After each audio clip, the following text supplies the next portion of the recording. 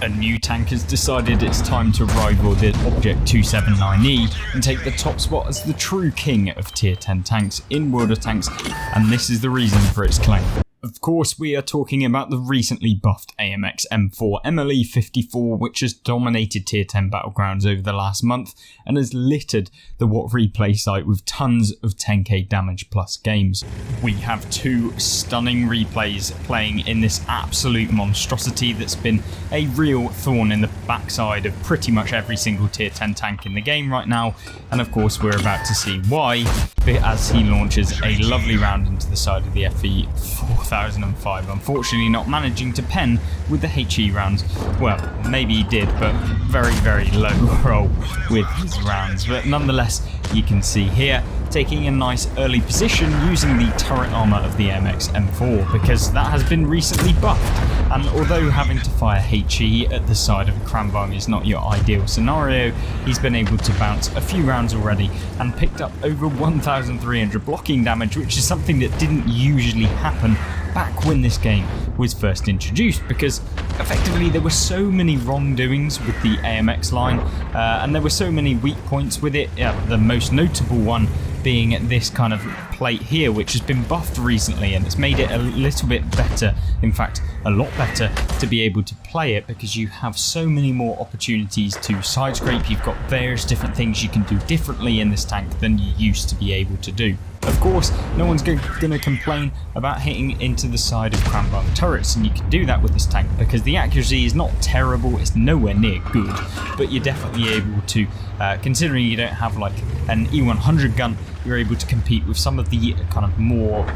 mobile tanks in the game, and unfortunately it does take two shells there, but that was probably an over-rotation of the hull armour and they go through the inner drive wheel. But nonetheless, what you can see here is some nice gameplay at the beginning to get out a decent chunk of damage in the early game.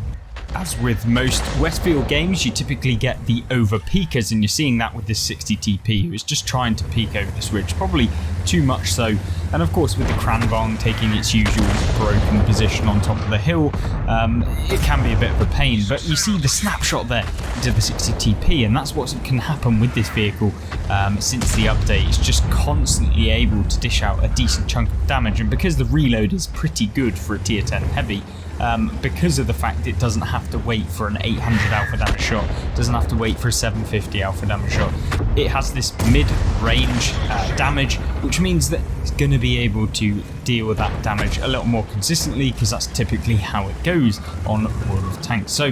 what you're seeing here is a fantastic start to the game, although, you know, it has received nearly 2000 damage, so it's not been the best and most ideal scenario for the AMX. However, coming up against the Badger can be a little bit problematic, especially when you've got Kranvangs that are going to be breathing down your neck, albeit that one of them has been taken out at this point, but you've still got that 60 TP to worry about, which is a fairly competitive tier 10 tank as well. Obviously the Polish line, but you can definitely make it work against that tank if you can get into some nice areas where you've got a bit of gun depression. You can see the friendly 60 TP trying to get a shot on the Badger. Once this Badger's removed, it can then become a case of you can move forward and try and do some extra things. Now the Badger takes a lovely hit, which makes him now a one shot for the AMX, because the AMX has 560 alpha damage per shell with this gun, and that makes it capable to take out a lot of tanks pretty quickly. And in fact, when you're using the premium ammunition that the vehicle does have, you have 296mm of penetration, and with the standard rounds 250, so you don't have the highest. So when it comes to the highest or strongest armor tanks in the game, it can be problematic, but that's where the DPM comes into effect, and where you can actually try and outplay some of these other heavy tanks like the 60 TP who have these really long reloads, and that's where you can come in and you can finish them off just like that. So the Progetto has now come around, which was definitely a mistake from him, having taken 1000 damage for absolutely zero damage to the AMX. Now, from this position, you are now becoming the king of the hill, as is this tank the king of tier 10 heavies again. And you can see that from this position you can use the turret armor, use the gun depression the vehicle gets to be able to kind of basically remove any chance that they're going to be able to pen you, because although you are a very large profile tank, you can still make it work with the gun depression and of course chunking down the opponent's hit points as you move forward, other than things like the FV4005 where there is no chance of bouncing. So you've got to be very careful of tanks like this. Similarly, all of the TDs at tier 10 typically will be able to go through your tank very easily, especially if they get the hull armor, so you've got to be very, very careful of that. So with 5,500 damage being done within this replay, making that 5.6 and the kill on the E50M, you can now progress and use some of the mobility that this tank offers comparatively to things like the E100 and your traditional super heavy tanks, because this is kind of a hybrid. It's no fast, kind of medium heavy, the heavium, whatever you want to call it. It is a traditional kind of super heavy, although it does have the speed of some of the other slightly faster tanks. And what it does also have is the capability of taking out artillery in one singular shot, which we absolutely love. Love it when the artillery gets taken out at the end of the game, or at least when you're pushing forward, especially in a tank that doesn't typically take out artillery and is usually on the receiving end of their shells. So with the TVP now poking and cresting some of his teammates in the 60 TP, it's time for him to start dishing out some punishment on this little Czech medium tank who's thinking he's big bollocks, and of course he gets removed very, very quickly on. So there is a Stritz bomb that does land a shot. He's obviously in the campy bush that's basically over in this area on top of the hill area. You can see that's where the round came from. You can see his last known position over there as our player here decides to shut down the enemy artillery in the T92, which has been pestering him for the entire game, and probably like 60% of his hit points have been removed by the artillery at this point. So how can this rival the Object 279E, you might be asking? Well, not necessarily in terms of the armor model. We all know how broken the Object 279E's armor model is, but it's more about the all-round statistics of this vehicle, where you have the alpha damage, you have a little bit of turret armor, you have a little bit of hull armor, you've got the mobility, and you can genuinely be one of the more all-round tanks, and it's very versatile, a little bit more so than the Object 279E, which is very, very good in certain scenarios, but this thing is just perfect for getting into positions and using them very, very well to basically come out with some results that you just wouldn't expect. And that's why you've been able to see so many replays going over 10,000 damage on the What Replays website that you saw at the beginning of this video, and why I believe that this tank has become one of the better tier 10s. Now, I'm not going to say it is the best tier 10 heavy, because, you know, we have things like the Chieftain, we all know how broken they are. It's just simply creating a little bit of a storyline where maybe you don't have to play these super OP broken heavy tanks that have been in the game for so long. You can make tanks like the AMX work, and that's exactly what we're seeing here. Unfortunately not able to penetrate the 60 TP, and that's primarily down to the fact that the AP rounds, or the premium rounds on this vehicle, are not particularly amazing, and you're only able to really deal a little bit of damage per shell. So you've got to be very careful, very mindful as to what you're going to be doing, and with the shot on the lower plate potentially of the 60 TP and the 430 now trying to make his way up, you've got to be kind of worried that they're now starting to group up against you, and with no artillery support being able to be given at this point, yeah, you've got to be very, very mindful of that. But the AMX taking it like a champ and just bouncing a ton of rounds at the same time is exactly what you want.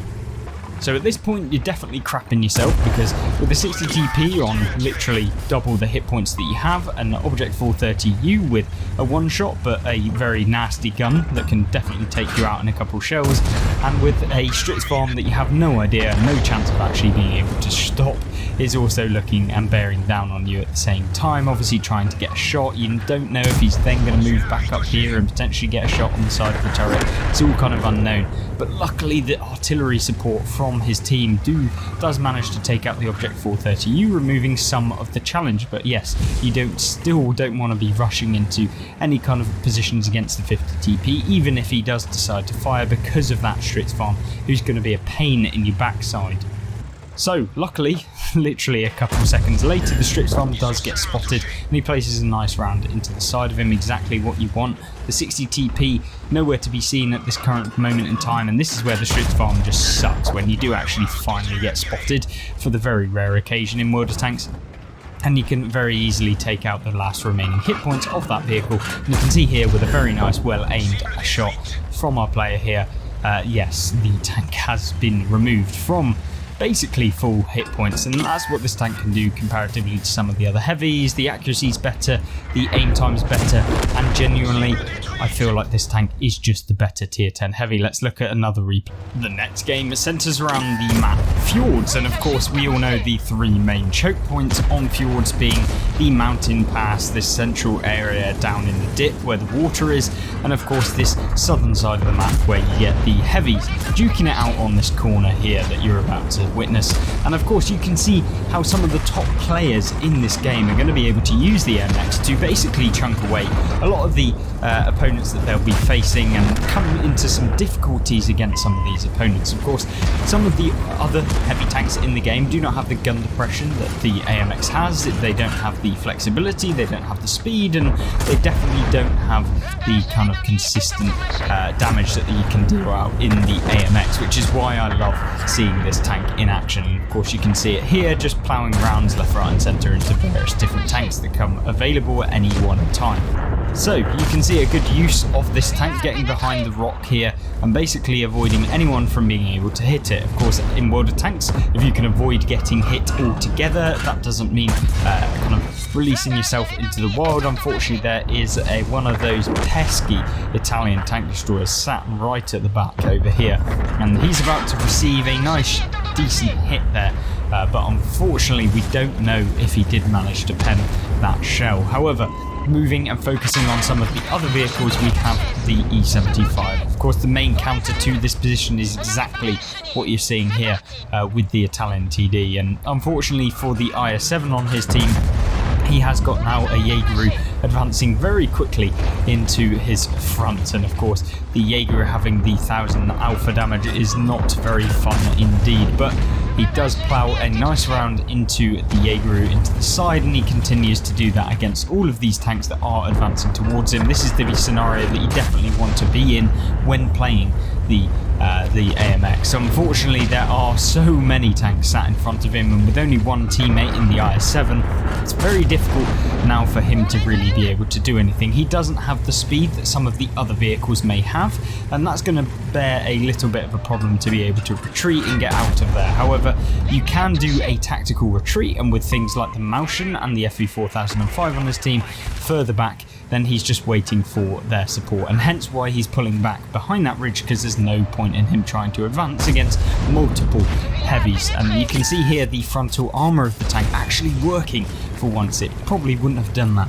a couple months back because of the fact that the armour had got buffed recently. It's been able to do this consistently, but one thing that you have to realise with this tank is that sometimes you do just get swamped by so many tanks that it becomes very, very difficult for you to be able to do anything, and that is where I feel like the AMX kind of gets let down. But you're seeing here the superb accuracy of the tank and being able to swivel the turret to meet whatever it is that's going to be in front of it. You can see here the T10 moving way too advanced, and he gets taken out so easily. It's like the enemies just underestimate how good this tank is now, and they just genuinely cannot do anything. Imagine seeing this bad boy just pushing straight into the water, and unfortunately for the TNH and the T10 and the TNH and the AMX and the T57 Heavy, they've all just gone way too harsh against the AMX, and unfortunately for them, it's not turned out well for them at all. You can see just a litter of tanks, both his friendly team and of course the enemy team, which is predominantly what you want to be seeing. Now then, with the Object 261 actually getting spotted, and of course having the Alpha to deal with him, we always love that. It's a big thumbs up, and of course if you did enjoy watching that artillery take a lovely shell, then make sure to subscribe and like this video as well, because it really does help me out on the channel. Of course, if you're interested in World of Tanks PC content, then that is ideally where you should be. So looking at this replay, you can see here the FV4005 in the horrible little rat position, sat at the back of the map in their own spawn, just literally waiting for the team, or the friendly team, to push forward and then trying to get some alpha damage on them. Now unfortunately, out of nowhere, the Object 140 or 780 even comes out of nowhere, and unfortunately for the 780, he's got to deal with this guy, and that's where the frontal turret armour can actually be pretty nice. It's very difficult in this sort of scenario where you're aiming up at the AMX to actually really be able to do anything meaningful, and unfortunately for the 780 he does get set on fire in one single shell, and it's basically curtains for him at this point. A nice little shell into the lower plate of the 780 finishes him off and secures the last damaging hit on him, and of course picking up 9 kills in the AMX is very, very nice. Now there is of course one of the tanks you definitely don't want to be sat in front of, and it is the FV4005. He does fire, unfortunately for the FV, or fortunately for our AMX player. He does miss, or at least he hits into some of the rubble. Of course, Hesh rounds don't actually go through anything in this game, so there is that. Now you can see him just trying to crazily get as much damage as possible, and you can see him moving towards the FV. Of course, it could be curtains for him, but it doesn't really matter at this point because it's all about trying to get the last remaining hit point of damage, and it is of course the Fade-Ins medal that he's going for at the moment with just 1 HE round left, but he would have to high roll quite considerably actually to be able to finish him off with only 640 alpha damage per shell, and with one singular shell he almost does it, but unfortunately for him it is now a duking competition, and he does unfortunately get taken out. Let me know your thoughts on this in the comment section down below, and of course don't forget to subscribe, like, and also check out some of the other videos on screen right now that showcase various different tanks throughout all of the tiers on World of Tanks. Thank you, and I hope you join me soon. Goodbye.